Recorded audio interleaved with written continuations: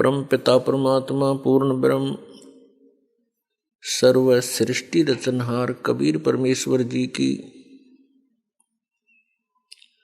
असीम कृपा से आप सभी पुण्यात्माएं सत्संग श्रवण कर रहे हैं। परमात्मा कबीर जी हम काल जाल में फंसे हुए सभी प्राणियों के इस दुख को जानकर समझकर अपने सतलोक से चल कर के यहाँ आते हैं और हमारे अज्ञान को समाप्त करते हैं।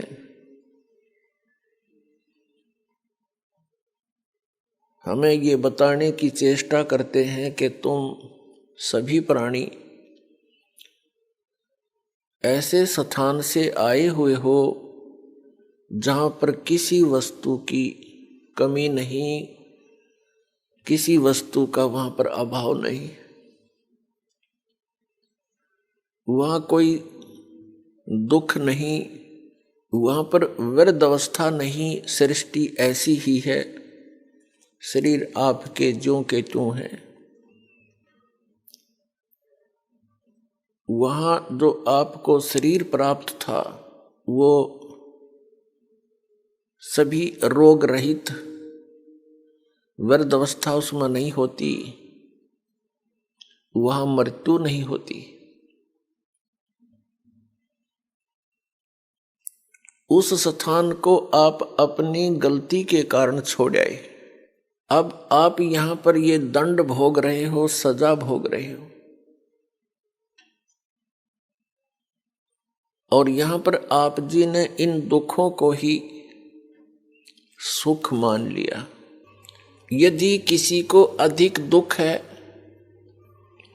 और उससे कुछ कम दुख को हमने सुख समझ लिया, और यहाँ पर सुख नाम की वस्तु नहीं है, आपने सुख देखा ही नहीं है, इसलिए इन्हीं अटकलबाजियों में आप सुख मान रहे हो। कैसे?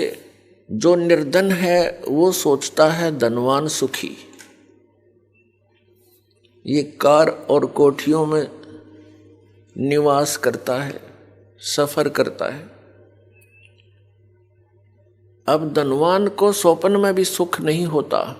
धनवान समझता है, धनी व्यक्ति सोचता है कि राजा लोग सुखी होंगे, ये राजा लोग सुखी हैं। राजा सुखी हो ही नहीं सकता। विचार की बात है, जैसे एक परिवार का मुखिया